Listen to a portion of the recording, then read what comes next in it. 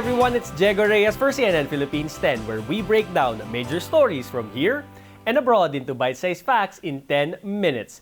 Good news for air travelers. Expect lower airfares in May because of lower fuel surcharge for domestic and international flights as a result of cheaper jet fuel. Beginning May, the fuel surcharge for domestic passengers will be from 151 to 542 pesos and 498 to 3,703 pesos for international flights, depending on distance.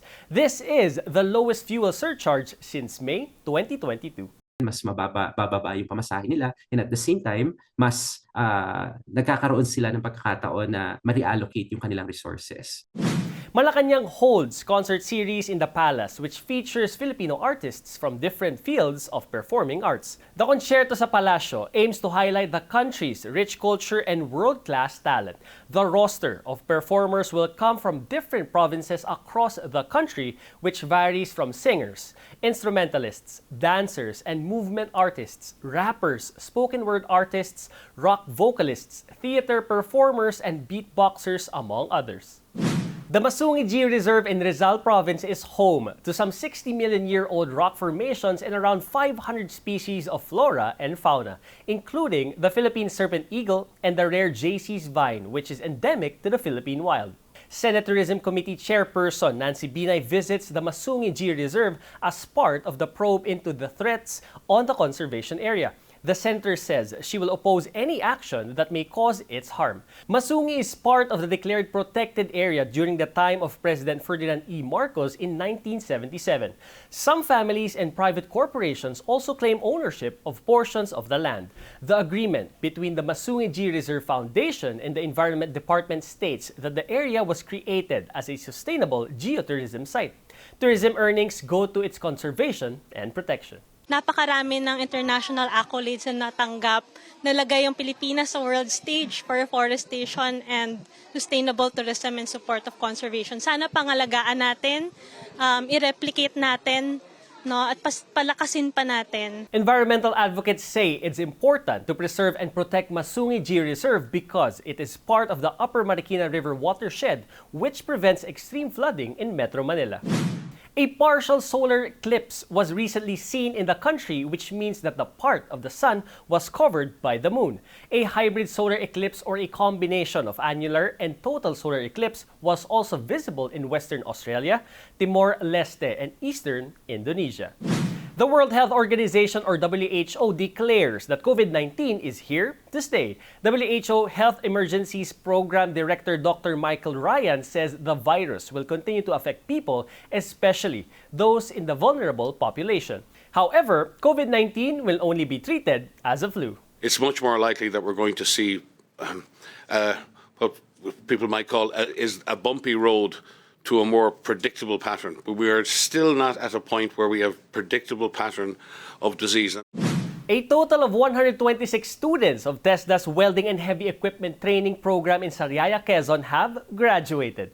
TESDA says these graduates were given field and industry exposure by FADS Construction Incorporated alongside classroom training. San Miguel Corporation, another industry partner of TESDA, says jobs await graduates of the training program through SMC projects in the municipality of Sariaya. Magkakatrabaho na po kayo. Kasi marami po tayong gagawin. Marami tayong construction at marami tayong plantang itatayo dito. Local officials remind program completers not to waste the opportunity given to them. TESDA and industry partners are confident graduates will fully utilize their skills for jobs and livelihood.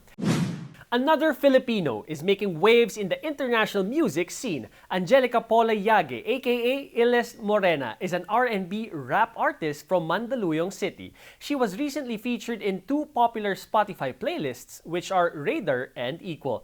These playlists showcase rising OPM artists, especially women and members of the LGBTQ+ community. Iles is known for her honest lyrics and unique sound. She was also featured in a Spotify ad at Times Square in New York and is set to perform in Thailand.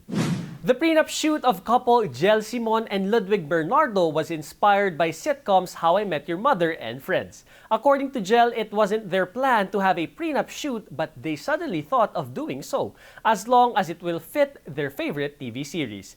Photographer Melvin Vito told CNN Philippines that the shoot wasn't that hard for him because he's also a fan of the shows. The British Embassy in Manila invites the public to a picnic for the coronation of King Charles III and Queen Consort Camilla. It will be held at the Quezon Memorial Circle and will have live performances of local artists, activities celebrating British culture, and live stream of the coronation itself. Grade 12 student Carl Audric Gia, or Cal, from Laguna passed the entrance exam in not just one, not two, but 5 universities in the US. These include Harvard, Princeton, Yale, and 2 others. He was also offered a full scholarship. Cal shares he prepared for 2 months for his scholastic assessment test and other requirements, but he believes that aside from passing the exam, his essay application made a mark. It's about his speech impediment called rhotacism, or the struggle to pronounce the letter R. I believe that risks our shots and trying to change our lives, and in that process of taking risks, also, don't be afraid to ask for help. I myself am a kind of shy person, and it's a little bit hard for me to ask for help sometimes. Teenager Clarine Faith Loque, or Cleo from Taytay Rizal, is now a successful businesswoman.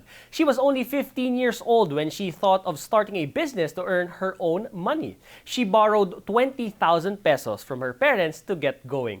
In the beginning, she sells her goods to her classmates until online selling peaked during the pandemic. Cleo now earns 7 digits with her brand Hiraya Pilipina and has 15 employees who are mostly women. According to Cleo, it's never too young to begin a business. There is space for everyone to succeed as long as you put your heart to it. And also, don't forget to be humble and really take your time to learn. A TV adaptation of the popular Twilight series is reportedly in the works. Sources told CNN that the TV show is now in its early development with Lionsgate TV. Series author Stephanie Meyer is said to be involved on this. Meyer's Twilight novel was published in 2005, followed by sequels that were released through 2008. After its phenomenal breakthrough, the 4 books were then turned into a 5-movie franchise, which paved the way for the Twilight saga.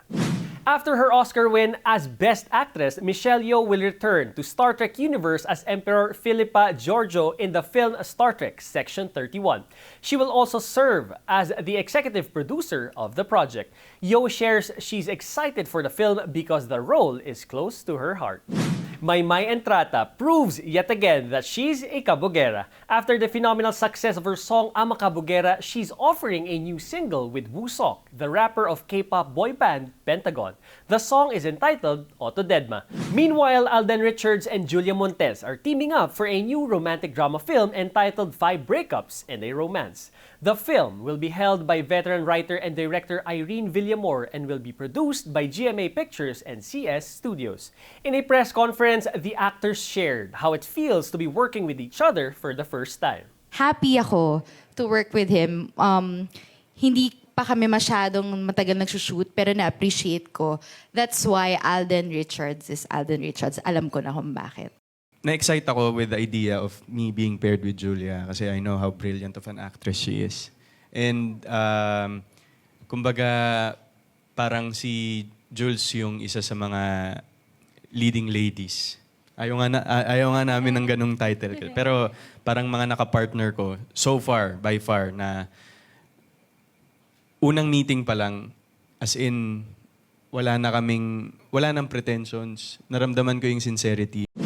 And now, for 10-second trivia. Which among these compounds is present on the moon? Ethanol, sucrose, table salt, or water? The compound present on the moon is water. This discovery occurred in 2009, where the presence of a significant amount of ice water was revealed. This was found on areas of the moon's surface. And that's it for CNN Philippines 10. I'm Diego Reyes, giving you news you can use, news you can trust in 10 minutes. Thanks for joining me today, and see you again next time.